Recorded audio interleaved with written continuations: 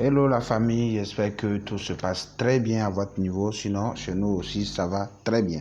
Alors voilà, c'est la suite de la vidéo sur les différents types de panneaux. Après avoir vu les différents types de panneaux, nous devons parler normalement de comment identifier chaque type de panneau. Mais avant cela, n'oubliez pas de vous abonner, activez surtout la cloche de notification pour ne pas rater les prochaines vidéos.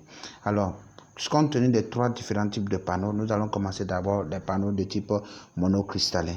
Constatez que des panneaux de type monocristallin, les cellules sont de forme rectangulaire, mais des bords au niveau des formes qui forment 90 degrés sont coupés de bords. Donc, quand vous prenez un panneau, je sors une cellule par exemple, celle-ci. Quand vous prenez la cellule, constatez que les bords des angles de 90 degrés sont coupés. Donc, quand vous voyez des cellules morcelées ainsi, constatez que directement c'est un panneau de type monocristallin. Maintenant, parlons des panneaux de type polycristallin. Alors, ce sont des cellules qui ressemblent bien des cellules de monocristallin, mais cette fois-ci, les rectangles sont bien remplis. Il n'y a pas de creux, il n'y a pas de coupure au bord des 90 degrés des angles. Donc voilà, c'est des carrés bien remplis. Alors voilà, un extrait d'une cellule de polycristallin.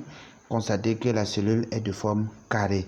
Au fond bleu, il n'y a pas de modification sur le carré de la cellule. Donc la cellule est vraiment de forme carrée. Alors, passons maintenant des panneaux de type amorphe.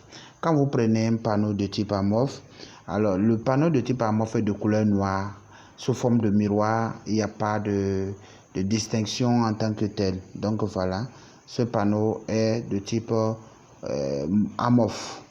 Donc voilà, chers amis, merci d'avoir suivi cette vidéo. On se dit à la prochaine.